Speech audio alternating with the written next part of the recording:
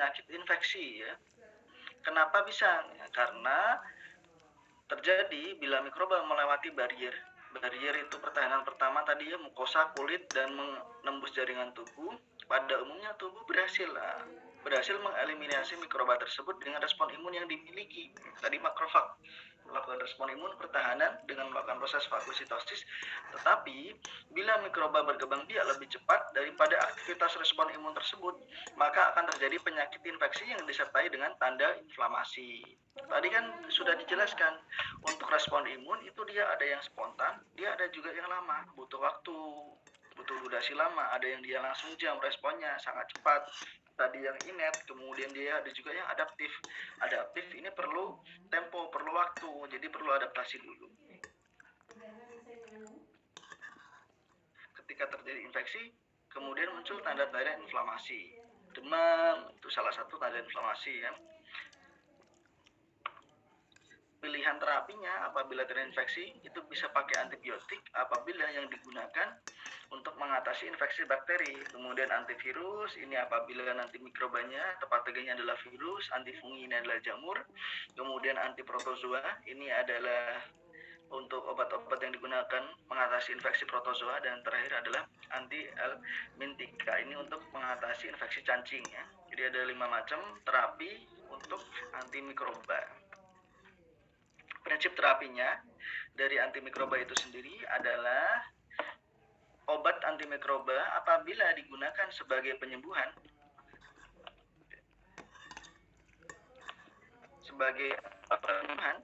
infeksi, maka disebut dengan antimikrobial kemoterapi. Tapi apabila dia digunakan sebagai terapi profilaksis untuk mencegah terjadinya proses infeksi, itu dia dipakai sebagai antimikrobial profilaksis. Nah, antimikrobial profilaksis ini banyak digunakan atau banyak dipakai untuk itu ya, saat sebelum operasi, kemudian pasca pasang kawat gigi. Ini ada yang pernah pasang kawat gigi atau pencabutan? Saya, Pak. Nah, itu diberikan antibiotik ya? Clindamycin? Diberikan, Pak. Amoxicillin. Amoxicillin ya. Amoxicillin itu dia sifatnya sebagai antimikrobial profilaksis. Jadi ada pengobatan, kemudian setelah pengobatan atau tindakan di dalam mulut supaya mencegah terjadinya proses infeksi, keberhasilan pemasangan tidak sampai melukai atau menimbulkan infeksi pada gigi, itu diberikan antimikroba, antibiotik ya, kalau misalkan itu infeksinya yang dikhawatirkan adalah bakteri. Dia sifatnya sebagai antimikrobial profilaksis. Kalau untuk gigi itu banyak pakai amoxicillin ya, penicillin, golongan penicillin, terus clindamycin juga dia kadang pakai, atau kombinasi keduanya ya, clindamycin sama metronidazole itu juga ada yang pakai kombinasi kedua obat macam tersebut, dia sebagai antimikroba profilaksis. Lalu ketika seseorang sudah mengalami infeksi, kemudian muncul tanda-tanda inflamasi, misalkan demam, badan menggigil. Nah, itu nanti ketika dia diberikan antimikroba, disebutnya sebagai antimikrobial kemoterapi. Jadi dia digunakan sebagai terapi utama ya, untuk mengeradikasi atau mengeliminasi bakteri atau mikroba di dalam. Itu adalah prinsip terapi antimikroba. Ini kita ulas terlebih dahulu kaitannya sama antibiotik ya. Tadi ada 5 macam antibiotik, antivirus, antifungi, antiprotozoa, dan antihelmintika. Kita ulas satu-satu, nanti sisanya kita sesuaikan saja. Antibiotik untuk prinsip terapinya, ini antibiotik harus membunuh. Dia harus membunuh atau menghambat pertumbuhan bakteri tanpa membahayakan tubuh sebagai inangnya. Jadi dia efektif, tapi efek sampingnya kecil ya, tidak membahayakan bagi tubuh. Yang kedua, obat berpenetrasi ke jaringan tubuh yang dituju. Jadi dia masuk ke dalam jaringan tubuh yang dituju dan menuju ke bakteri target secara spesifik. Kan ada beberapa macam jenis bakteri ya. Ada bakteri aerob, anaerob, bakteri gram positif, bakteri gram negatif. Obat yang dipilih, pilihan terapinya itu harus spesifik atau harus adekuat atau harus tepat. Dia menuju ke bakteri target yang sesuai. Artinya antibiotik harus efektif dan poten, dan efek sampingnya harus rendah. Ini prinsip terapi untuk antibiotik. Sebentar.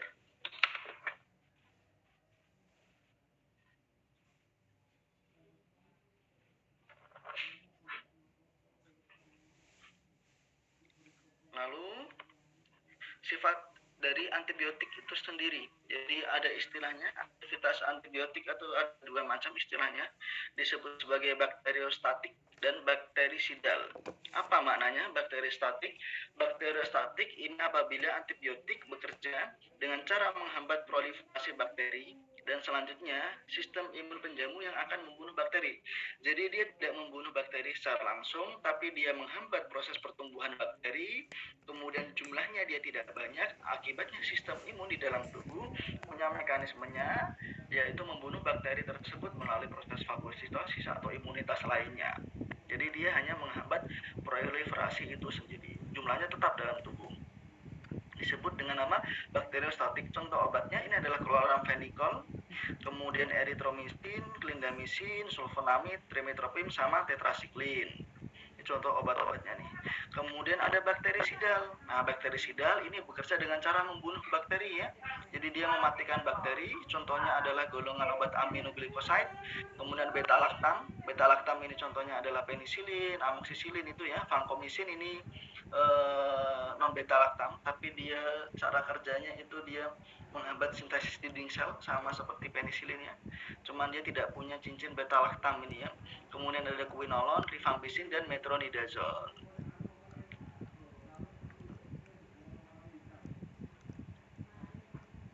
Kemudian ada infeksi yang dia di kondisi tertentu, yaitu kondisi imunokompromis atau infeksi di lokasi yang terlindungi.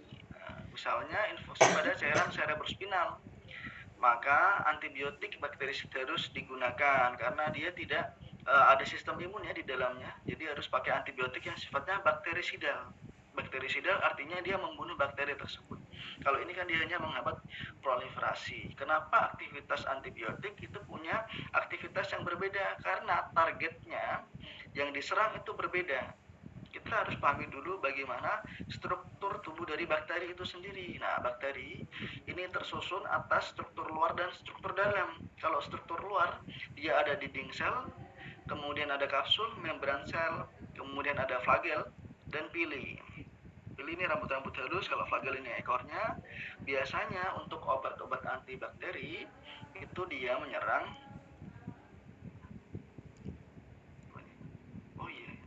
waktu saya sudah habis ya, sampai setengah 12 ya. Gak apa-apa Pak, lanjut aja. Oke kalau gitu ya. Ini lanjut sampai jam berapa berarti? 10 menit lagi aja kali ya nanti. Sampai 10 menit lagi sekalian nanti saya menjelaskan untuk apa tugas. Nah, ada struktur luar dan struktur dalam. Untuk struktur dalam, ini dia sitoplasma, nukleat, ribosom, dan plasmid. Biasanya antibiotik itu menyerang pada dinding sel atau membran sel. Selain itu, dia ketika di struktur dalam, dia menyerang di sitoplasma, nukleat, ribosom, dan plasmid. Ini nanti tergantung antibiotiknya apa. Kita lihat ya satu-satu. Nah, ini dia klasifikasi antibiotik berdasarkan mekanisme aksinya. Jadi antibiotik yang menyerang pembentukan sintesis dinding sel ini adalah golongan siklosporin, vancomycin, bacitracin, penisilin, kemudian cephalosporin, monobactam, dan carbapenem. Ini dia sifatnya antibiotiknya sebagai antibiotik bakterisidal ya. Jadi dia langsung membunuh bakteri. Jadi sel dinding sel bakteri tidak terbentuk, jadi bakterinya mati, pecah ya.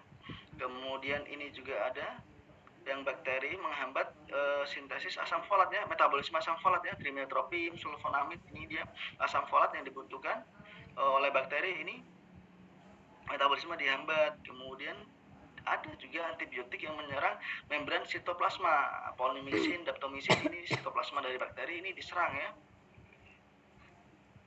Ketika sudah masuk di bagian luar, ini kan struktur luar ya, membran sama dinding sel, kemudian ada struktur dalam. Beberapa bakteri yang menyerang struktur dalamnya. Ada yang menyerang DNA, RNA, asam folat, kemudian juga ada bakteri yang menyerang protein ya, protein penyusun ribosom ya, protein subunit 50S, 30S, dan ada juga yang menyerang protein sintesis tRNA. Kita bahas satu-satu nanti ya. Untuk DNA girase, ini golongan quinolone, sedangkan untuk golongan RNA ini actinomycin, Ini kan ada RNA, jadi bakteri itu punya pembawa ya, punya informasi genetik, baik itu DNA, mRNA, kemudian juga ada kandungan proteinnya ribosom, ini bisa diserang oleh antibiotik. Nah, ini golongannya berdasarkan golongan dan fungsinya. Jadi golongan antibiotik yang pertama ini aminoglycoside, ini contohnya gentamisin, kanamisin, streptomisin. Ini dia menghambat sintesa protein ya, menghambat sintesa protein. Kalau di sini ini kanamisin, streptomisin, nah sintesa protein ini.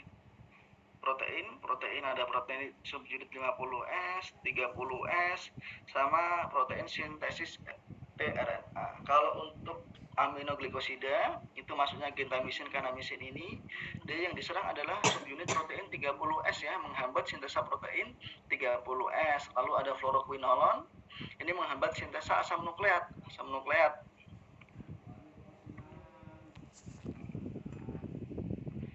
DNA ya, DNA gidase, ciprofloxacin dia, quinolon ini.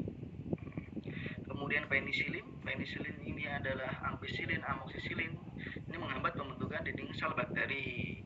Kemudian ada golongan peptida. Peptida ini menghambat sintesa protein, colistin.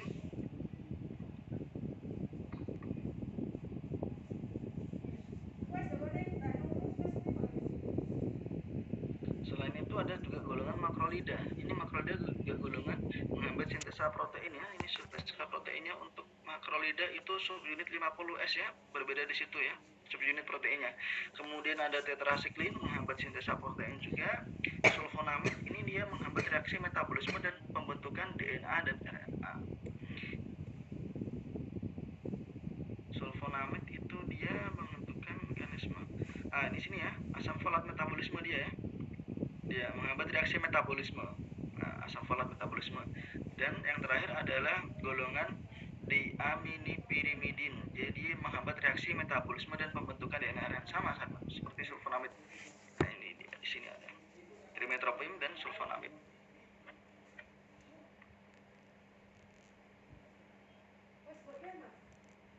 Mekanisme kerjanya berdasarkan efeknya juga ada di sini. Kalau obat-obat antibiotik yang dia mengganggu metabolisme sel itu metabolisme bakteriostatik ya sifatnya ya, bakteriostatik tadi dia tidak membunuh bakteri tapi dia menghambat pertumbuhan proliferasinya, mengganggu tahap-tahap metabolisme di dalam sel. Contohnya ini ada sulfonamid, rifampisin, trimethoprim INH, dan asam nalidiksat. Nanti bakterinya selanjutnya akan dieradikasi atau dieliminasi oleh sistem imun tubuh. Sedangkan yang dia bekerja dengan cara menghambat sintesis dinding sel ini sifatnya dia bakterisidal karena dia memecah enzim dinding sel. Jadi bakteri tidak punya dinding, mati akhirnya. Ada penicillin, cephalosporin, bacitracin, vancomycin. Yang ketiga ada pengubahan permeabilitas membran. Ini di membran sel, ini di struktur luarnya. Ini punya aktivitas bakteriostatik ataupun bakterisidal. Ini contoh golongannya adalah statin. Ini obat-obat sariawan ya, statin ya. Kemudian polimixin, colistin, amphoterisin B. Yang keempat adalah penghambat sintesis protein. Ini baik itu protein subunit 30S, 50S, tRNA. Dia bakteriostatik atau bakterisidal, mengganggu tahap-tahap sintesis protein. Dan yang kelima, penghambat sintesa asam nukleat. Ini mempengaruhi metabolisme asam nukleat. Ini rifampisin, quinolon, metronidazole. Ini berarti DNA-nya.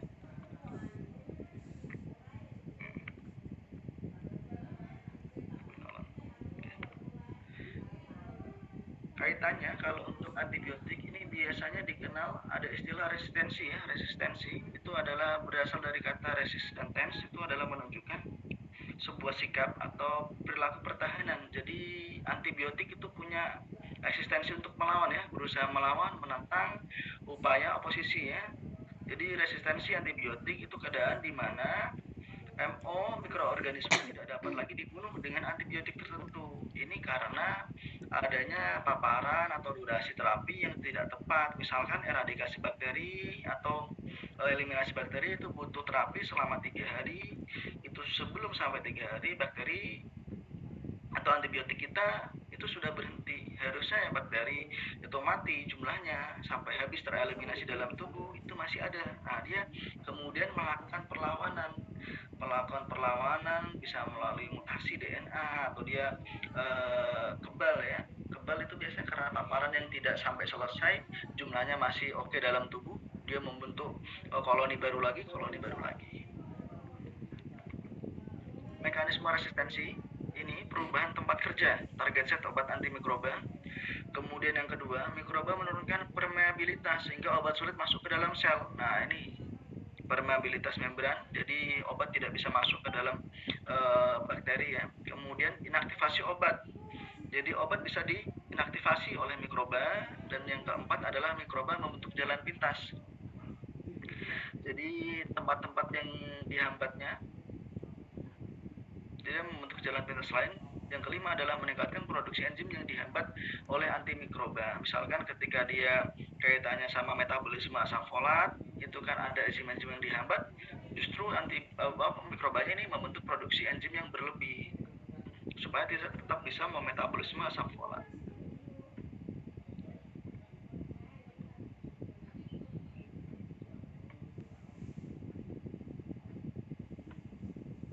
Resistensi terhadap antibiotik ini ada 3 macam ya, alami, didapat, sama resistensi silang.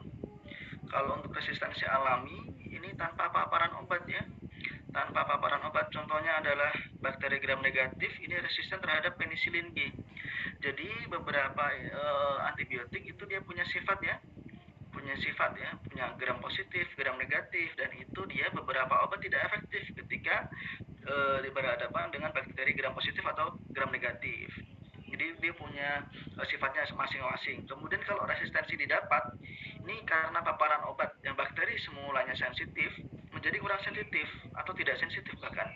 Contohnya ini Staphylococcus aureus sudah resisten terhadap penisilin G karena dia mensintesis penisilinase. Jadi Staphylococcus aureus ini kalau istilahnya mengalami resistensi itu disebutnya sebagai MRSA ya, methicillin resistant Staphylococcus aureus. Ini penisilin G itu dia tidak bisa melakukan eradikasi atau dia kurang sensitif terhadap Staphylococcus aureus. Kenapa? Karena dia Staphylococcus aureus ini mensintesis enzim penisilinase yang mampu memecah cincin beta laktam dari penisilin G. Jadi antibiotiknya tidak sensitif lagi. Yang ketiga adalah resistensi silang. Ini resisten terhadap lebih dari satu jenis obat.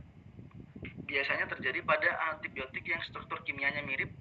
Ini contohnya derivat tetrasiklin, kemudian antibiotik yang mekanisme kerjanya mirip, linkomisin dan eritromisin, penisilin dan cefalosporin. Nah, sifat resistensi ini sangat ditentukan oleh mikroba. Peristiwa resistensi bisa dipercepat oleh penggunaan antibiotik yang tidak tepat, indikasi tidak tepat, dosis tidak tepat, dan lama terapi yang tidak sesuai. Kemudian penggunaan antibiotik pada hewan, ketika hewan tersebut banyak mengkonsumsi antibiotik, kemudian mikroba yang di dalam hewan itu menjadi istilahnya resisten, hewan tersebut dikonsumsi oleh kita. Jadi mikroba-mikroba yang sebelumnya itu belum pernah kena paparan antibiotik tersebut sudah kena paparan antibiotik karena di hewan sudah mengkonsumsi. Jadi dia tahu tuh musuhnya siapa, pengenalan. Jadi dia bisa menyesuaikan nanti kondisi seperti apa yang harus terpenuhi supaya nanti dia kebal terhadap obat tersebut. Itu bisa saja terjadi, sangat mungkin terjadi ya. Kalau misalkan sudah resistensi, nanti pengobatannya meningkat ya. Meningkat kalau misalkan nanti sudah sampai pada tahap pemilihan antibiotik tertinggi kok masih resisten, ya nanti tinggal mengandalkan daya tahan tubuh saja. Karena itu kita harus hati-hati dalam penggunaan antibiotik ini. Ini utamanya yang sangat banyak penggunaan antibiotik secara bebas ya, itu golongan penisilin ya, khususnya amoksisilin itu banyak sekali yang menggunakan untuk batuk pilek ya. Kalau batuk pilek tanpa disertai demam itu malah tidak perlu diberikan amoksisilin. Jadi cukup istirahat, lalu obat-obat yang untuk mengatasi gejala yang muncul, obat batuk, obat pilek itu kan ada ya, tanpa antibiotik.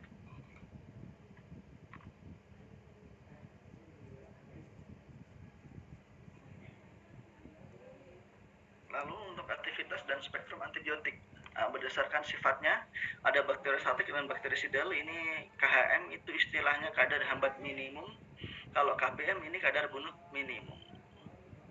Sifat antibiotik dapat saling berbeda antar satu dengan yang lain. Ada yang sifatnya disebut sebagai antibiotik spektrum sempit. Ini dia selektif terhadap bakteri gram positif atau bakteri gram negatif saja. Contohnya ini Erythromycin dan penicillin, ini dia selektif hanya terhadap bakteri gram positif saja. Kalau misalkan infeksi karena bakteri gram negatif dikasihkan penicillin, dia tidak efektif. Sedangkan untuk streptomycin ini pengobatannya efektif hanya untuk bakteri gram negatif saja. Ada antibiotik spektrum luas yang dia bisa gunaan untuk infeksi baik itu gram positif maupun gram negatif. Identifikasinya dengan pembiakan dan sensitivitas. Contohnya adalah golongan cefalosporin. Obat-obatnya kalau cefalosporin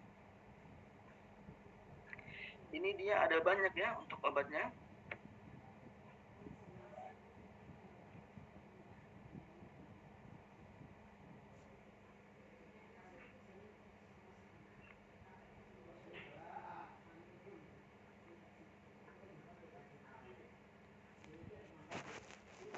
Ada golongan 1, 2, 3, 4 kalau cefixim. Bakteri sidal ya menghambat sintesis dinding sel dia. Dia pemecahan enzim dinding sel. Cefalosporin kita nanti lihat ya. Kemudian selain itu ada juga reaksi merugikan. Reaksi merugikan ini karena efek samping ya. Biasanya kalau untuk pemberian antibiotik yang sifatnya itu dia injeksi, itu ada tes dulu ya, tes alergen ya. Kalau misalkan dia nanti sifatnya alergi yang ringan, itu paling kulit, biduran, itu karena antibiotik itu biasanya punya struktur cincin tertentu, dan itu dia sifatnya dalam tubuh itu bisa menyebabkan alergi. Kalau misalkan dia berat berupa shock anafilaksis, ini ada yang pernah dapat itu vaksin apa ya, tetanus, pernah dapat vaksin tetanus?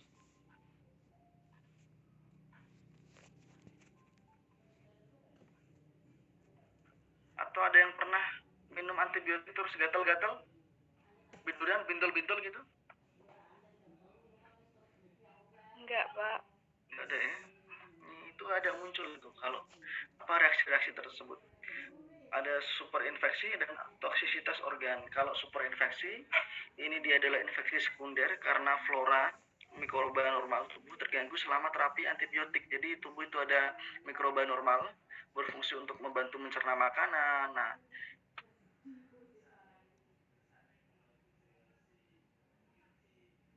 pada mulut, saluran napas, kemih, usus, dan kulit. Kemudian infeksi jamur sering menimbulkan superinfeksi. Kemudian jarang terjadi pada pengobatan kurang dari seminggu. Dan terakhir adalah lebih sering pada antibiotik yang spektrum luas. Kemudian ada toksisitas organ. Ini dapat mengakibatkan kerusakan organ hati dan ginjal. Sifatnya adalah nefrotoksik ya, khususnya obat antibiotik golongan aminoglikosid. Nah, untuk golongannya, ini penghambat sintesis dinding sel bakteri, itu ada golongan antibiotik beta-lactam dan non-beta-lactam. Nah, ini ada penicillin, cefalosporin, carbapenem, monobactam, kemudian kalau untuk non-beta-lactam ada bacitracin, vancomycin. Vancomycin dan carbapenem, monobactam ini dia adalah golongan antibiotik tertinggi ya. Golongan antibiotik tertinggi ini dia biasanya diberikan kalau misalkan orang-orang itu sudah mengalami resistensi terhadap golongan penicillin, cefalosporin, nanti bisa pakai ini.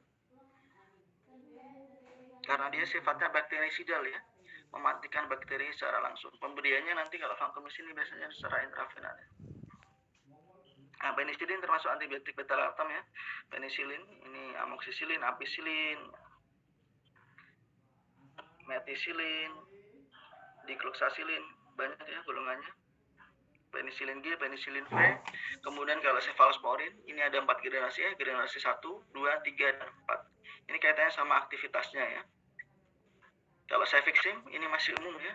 Ini ada nih, cefixim di apotek. Kemudian untuk cefadroxil ini juga banyak keluar di apotek. Banyak diresepkan cefadroxil, cefixim, karena ada beberapa antibiotik yang dia tidak masuk di Indonesia ya, tidak semuanya ada. tapi kita harus mengenal atau tahu terhadap golongan-golongan antibiotik itu sendiri. Untuk pilihan terapinya nanti menyesuaikan pada saat farmakoterapi ya. Kita langsung ke tugasnya saja karena sudah mau akhir ya. Nanti besok saya jelaskan tiap golongan, masih banyak ini. Untuk tugasnya ini nanti membuat makalah ya dan dipresentasikan, atau langsung dipresentasikan saja gak masalah, nanti bikin PPT-nya dikerjakan secara kelompok. Nanti ini kelas ABC berarti masing-masing kelas ada 40 orang ya. Kelas A 30